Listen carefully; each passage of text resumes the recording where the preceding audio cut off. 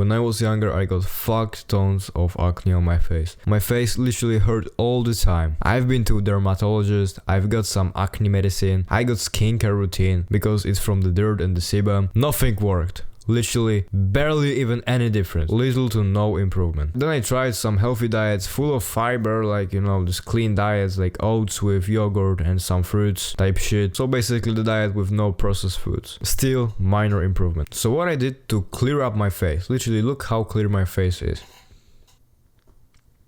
I will show you my forehead, but I will fuck up my already fucked up hairstyle, so okay, just fuck this shit. You can see it's fucking clean, right? No, not even fucking one, bro. So why is that? Because you already see how much I had acne, how much my face was fucked up. And this is not like because I got older, my acne stopped somehow. It's not like that at all. If I would eat some shit right now, today, then tomorrow I will have fucking loads of acne on my face. In fact, a few months ago I was on a trip, like on a sailing trip, like when you're on a boat and you don't have much things to eat. And I've had some processed meat, like sausages, I've ate some bread, I've ate some jam, I've ate some food that has like long experience date. It was not good, and I got this much acne. This is literally my face after a few days of eating like this, and I've managed to clear it up. How is that? I will tell you what to do.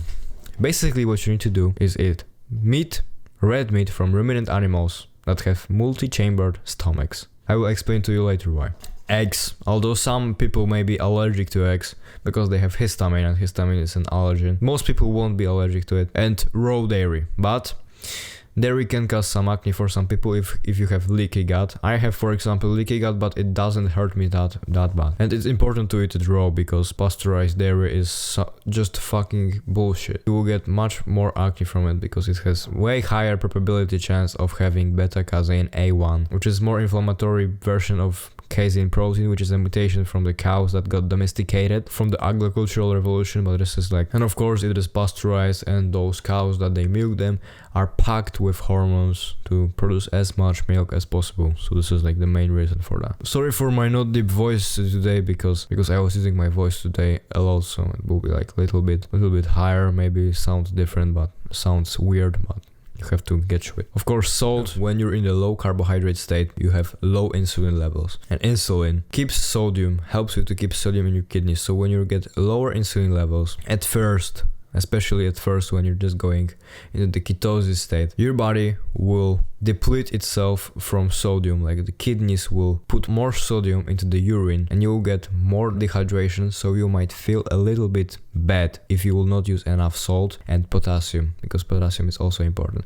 And that's why it also debloats your face, because you get lower sodium retention and you can higher up your potassium, so you will be also debloated. And of course, if you have no carbohydrates, then generally for 1 molecule of coal you store 2 molecules of H2O, so water basically, so you have more water retention. You can get some occasional tomatoes or cucumbers, it doesn't really matter because they are very low in carbs. Although tomatoes have some lectins, okay? They have some anti-nutrients, but they taste really good, so I understand, like, using it a little bit won't hurt you much, shouldn't at least. Avocado is also fine, but it has a little bit too much linoleic acid, it's not optimal, it's not indicated. Avocado is generally not that bad, so you can also eat it from some time to some time, but not too much. You don't need any vegetables on it. Tomatoes are not vegetables, tomatoes are fruits by definition, because vegetables are very high in many anti-nutrients like oxalates, lectins, tannins, trypsin inhibitors, phytic acid, like generally phytates. It all decreases your absorption of nutrients very highly.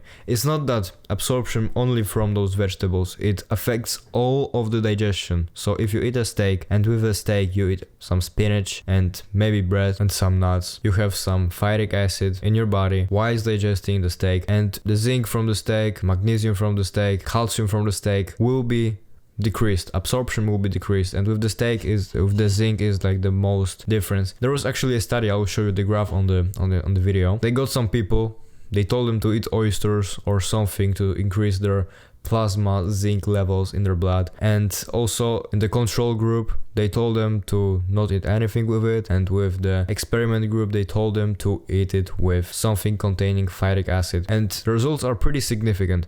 You can see that the absorption of the zinc really decreased after phytic acid. It's only plasma zinc, but generally when it affects plasma zinc in your blood, it will also affect zinc. It's obviously true. And it's not that only phytic acid, of course, oxalates. Oxalates, for example, 80% of kidney stones is caused by oxalic acid, and this oxalic acid binds into the calcium and it creates oxalatic calcium stones, and 80% of the cases is caused by just eating those high oxalatic foods throughout all your life.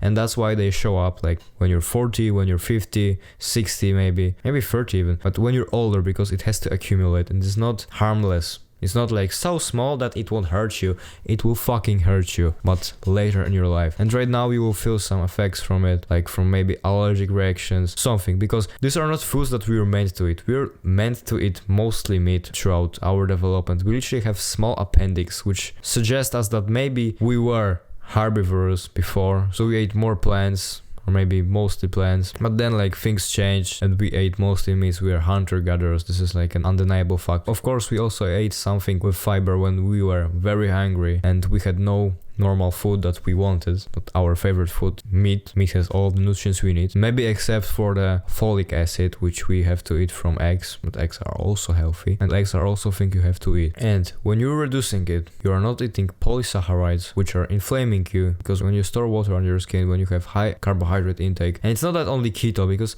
keto is not enough to get rid of acne. When you will eat some bullshit ingredients, because keto is very often like some bought stuff from the shop. When you eat bought stuff from the shop, like ready dinners that they give you, you can expect that you will get acne because they might have seed oils. And I didn't spoke about it, and this is very important. You also need to avoid seed oils like a fire. Seed oils are one of the worst things you can eat. They are high linoleic acid content. Linoleic acid is just inflaming your body because your body needs to store something under the skin. The fat needs to be something. It's not like the fat is equivalent and it's all the same. When you eat things that have high linoleic acid content, which is a fatty acid, and it's very unstable, it's polyunsaturated fatty acid, it will oxidize way faster. For example, the sunburn. The sunburn is from the linoleic acid stored under your skin. I literally was in the index 30 fucking tin in the Greece in the summer, and I didn't got burned, and I was without any sunscreen, any sun protection cream. I didn't get burned, and I was a few weeks before in the Abu Dhabi, and there was index UV 7, and I ate some pork because pork is a monogastric animal. It stores more linoleic acid from the bullshit they eat. I've ate some pork because we like bought big amounts of sausages, but like it was like high quality because it was from our friend, like literally that farms and has his own pigs. But they had enough linoleic acid to make me burn a little bit on the sun in the index UV 7, 8, something like this. Linoleic acid is fucking bad. Avoid seed oils at all costs. And when you eat seed oils, generally they're produced with very bad ingredients. They use some petroleum ingredient to extract the seed from the oil. They use glyphosate. They spray it all on their canola, for example. I know because literally my friend worked in the field like this, and it's just like generally public knowledge. They dry it out with Roundup, glyphosate, same shit. Then they take it, they extract it with hexane. It's a petroleum ingredient, it's fucking toxic. Generally, when you consume seed oils, it converts into very toxic aldehydes in your body. For example, 4-hydroxynonyl or melaldehyde. It's not good for you. It is cancerous actually, and it will eat up your DNA with time, inflame your body. You will have a lot of rashes, some allergic reaction. You will get acne from it, and this is what we want to focus. And you will be bloated. You can see Indians like from the Pakistan, from the India. They eat a lot of seed oils, and what they're fucking bloated. And also they don't eat meat, they eat like a lot of curry and shit. But you get what I mean. Seed oils are generally the main reason, and seed oils generally are bad for lipoprotein levels and ratios. It fuck ups your arteries from the inside. It's not good for you. Avoid them at all costs. Don't fry on it. Fry on the grass-fed butter or on a grass-fed ghee or clarified butter. They're all good. You don't cook on olive oil. Also, olive oil is also high linoleic acid, and it will turn into seed oil under high temperature, you know, so don't use it. Of course, also beef tallow is good, but beef tallow is way harder to get than butter. We can all agree on that. And that's from the diet. Also, you need to get some skincare. Don't use synthetic skincare. You will get some, it won't be bad, but you will get some acne from synthetic skincare. I used up all of my beef tallow because I will tell you about beef tallow, and I used some synthetic skincare. And the skincare was causing me some little acne. It wasn't bad, but I got some like little spots. For example, here is the scar from one. It was like few days ago. It was from synthetic fucking skincare, because when I stopped using it, everything cleared fucking up. So what you want to use? There's some secret sauce, because I have actually a skill community that you can join. There's all of my knowledge. There is like everything you need to know to improve, to get better, to get more confident, to be the best version of yourself, to achieve your full potential. You get access to my DMs, you get access to calls that I am on them. You will get personalized advice, and you can also post things like people will answer you, I will answer you. You get everything, and you get a lot of courses that will help you in the things you want to do to improve your looks, confidence and health. But I will tell you some things from it too, like, but I will keep some secret sauce for people that want to support me financially. Use beef tallow. Don't wash your face with any cleanser, use beef tallow. Only wash your face with like egg yolk, because egg yolk has very good washing properties. The best beef tallow is of course grass-fed beef tallow, because cows that are grass-fed has lower linoleic acid, they have better omega-3 to omega-6 ratio content in their fat. It's more stable, it's more similar to your facial sebum and structure. It won't clog your pores. As you can see, I don't have clogged fucking pores, I don't, so don't be scared about it. And the third thing is sleep. You need to sleep optimally. I have like ultimate sleep guide in my community, you can check it out. But generally the rule is don't eat anything 4 hours before sleep. Blue light blocking sunglasses 4 hours before sleep. Spend some time, at least like 2 hours outside when there is a sun, because it will set your circadian rhythm. You will get some red light, you will get some blue light, I mean infrared light, and you will get some blue light on your melanopsins, like in your eyes, and it will like tell your body, oh it's day, so we will have to sleep later. It's about all the adenosine accumulation, because later in the day when your body saw the light, your adenosine levels will be just higher and your melatonin levels will be also higher. And of course don't fuck it up with lights from above, because all of the lights from above, like very strong lights, will fuck up your melatonin production. Night. Sleep with the cooler temperature. It can be hard sometimes, of course, but generally right now most of people could just open the window and it will be cool enough to have good temperature in your room. It should be like from 19 degrees to 20.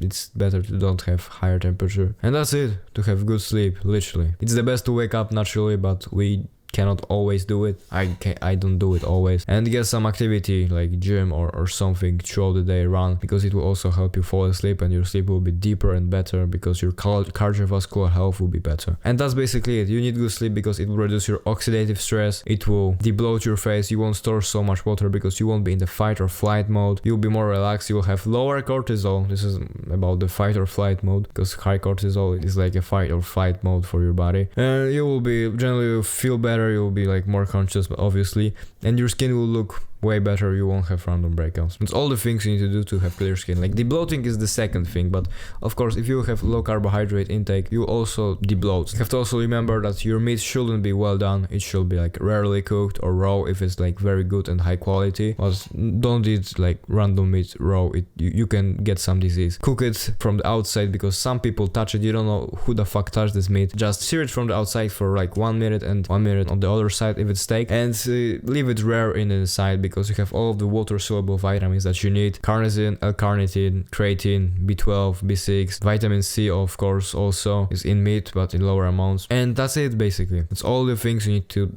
do to have clear skin. Remember about my community to join if you want, and have a nice day. I hope you enjoyed the video.